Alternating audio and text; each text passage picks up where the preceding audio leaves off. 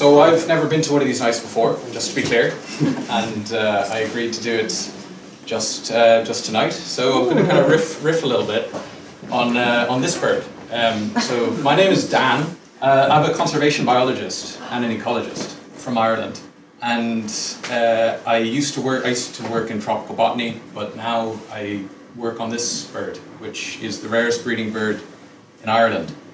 It's called the red-throated diver, or the red-throated loon, and there's only 6 pairs of them left in all of Ireland, so there's only 12 individuals in all of Ireland. And they're all in one mountain range in the northwest of Ireland, where my family's from, up in Donegal. And my job at the moment is to try and find more of them, and to see if there are any other populations of them that live up in the mountains that haven't been found or surveyed, because they hate people, generally. For good reason, actually. For good reason.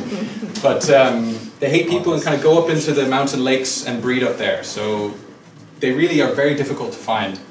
And I think like this bird in particular brings a lot of questions with it about the value of nature and like the value of like biodiversity in human society. To me, it poses a lot of those questions. So before I went on, I just wanted to like, I haven't told you much about the bird, I know, but like ask a question like, does anyone have an idea, like, should it be saved? You know, it's not economically valuable in any way. Like, it's difficult to pinpoint to say how much money should we spend on saving this bird? How much, like, does anyone have an opinion? A short opinion? Can it be saved in the first place, like with only 12 individuals? Because humans, from what I remember, sorry, just in your time, no. It's like, you need like 100 and... Yeah, inbreeding, like inbreeding. Inbreeding, you need like 144 individuals, something like this. Usually in conservation biology they say like below 50 individuals is not, well, there will be some inbreeding, you know, but like but over and under 500 you'll have some problems. But the first question is, should we save it? The first question is like, is it worth prioritizing, and if so, why? You know, like, because before we figure out how, you know, we need to decide if, you know, or should. So anyway, like, I'll tell you some of my opinions on it. Go for it. Well, I guess less biodiversity is a bad thing, right? Yeah. I feel like all the opinions we make, if we are honest about it, it's to serve humans. And so the question is saving that bird good for the human species as a whole, or not? Yeah. Just these are all like, we'll get back to these questions, but let's continue because we're only got a few minutes. Oh, yeah. So these are all really good questions. These are all valid ways to look at the bird, you know. And I'll tell you a bit about the bird now, like just as kind of background. So for me, like, the bird is very unique. It's the closest thing that we have to like it's more closely related to an extinct species of loon than it is to any current other species of loon. So it's more closely related to something from 20 million years ago than other birds that look like it.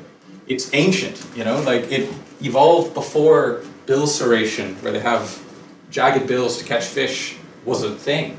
So instead it has very strong jaw muscles that can close around the fish, and it's not a very effective solution, but you're looking at something back in time, if you get me, and something that is like poorly understood, you know, in terms of the way that they interact with each other. They live for over 20 years, they have complex breeding behavior, that they sing together these elaborate songs, male and female, and they pair for life. They also have featured in humanity's oldest creation myths that we have.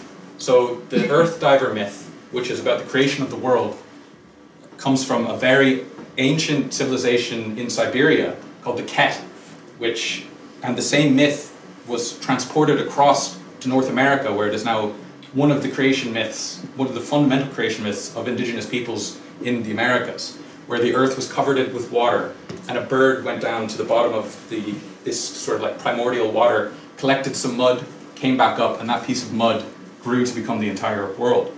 Noah, the story of Noah, is thought to be related to this kind of myth of like the world being initially water. So like, this is a bird that has an ancient relationship to humanity, and has one that is like directly tied to the way that we have viewed our place in the world since the very beginning of human civilization. And like, I suppose now the question that we pose is like, in our society now, like, what what does our attitudes to this bird tell us about the sort of myths that we choose to believe, I suppose, in our society? Like, there's many people that say, like, there's only 12 of them that I know of, that I'm looking for more. But, like, there's only 12 of them that we know of. Like, they're not valuable to people in a tangible way. There's no economic benefit to them. And it's similar to like a small lake or countless species of plants that no one cares about and like just go extinct. So what I'm trying to pose the question is that, like, is it possible to look at a bird like this where, it served as a template for a creation myth for us before about trying to explain the world? Can we come to grips again and re-envision our relationship and our understanding with the natural world in a way to create a creation myth that allows us to live in kind of an ecologically sane society that doesn't sort of totally degrade the earth and ruin it all for all of us and everything else? It would be really good if we could figure that out. And this bird, because it's the rarest bird and it's right on the edge, and it served as this template for humanity before, I think, is perfectly poised to ask some of those questions. Wow. Woo!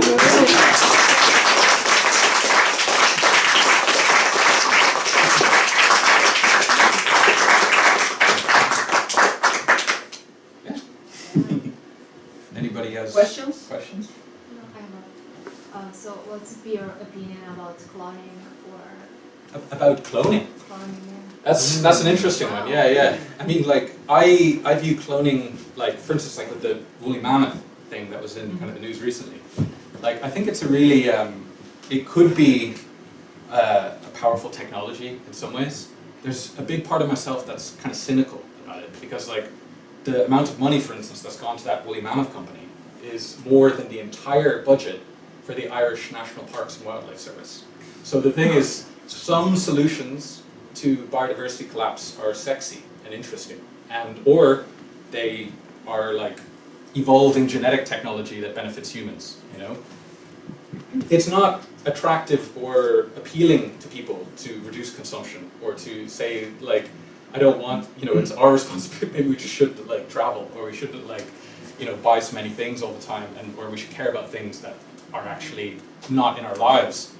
And I think cloning, in my mind, has a risk of giving sort of a escapist fantasy in the same way that, like, to me, the fact that we can go to Mars and escape like a climate change-ridden terrible planet behind us is just not true. It's a fantasy that we have.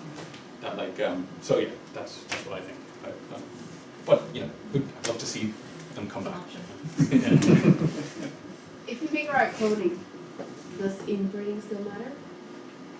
Inbreeding, I mean, the thing is, the red-throated diver is, well, it's not lucky, but, like, it's lucky in that, like, there are populations of red-throated diver in other countries farther north that, like, we could, for instance, have breeding with a pair that we collected, for instance, from Iceland or from Sweden and brought to Ireland in order to increase the gene pool. It would be possible.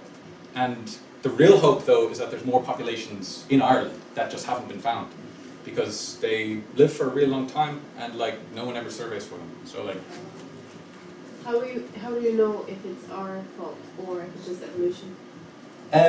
I think, I mean, there's a case to be made either way. It's evolution. There's a case to be made that, like, if we rule them out, it's still, it's just us ruling them out. But, like, if you're to look at it and you're to look at why populations decrease, it's usually related to human-related disturbance that ends up creating habitat for scavengers, which reduce nest success among red-throated diver. So foxes, badgers, hooded crows, these are all animals that their populations skyrocket when land gets turned into farmland, for instance. So these are things that then relate to nest success of red-throated diver and can be directly looked at as decreasing. Yeah. So yeah, there you go. Either one. I was just gonna ask, how do you track, like, how many birds there are and, like, make sure that you're not counting the same ones? Yeah, it's a good question. I mean, it's very, usually with red-throated diver, when there's only 12 of them, it's actually much easier.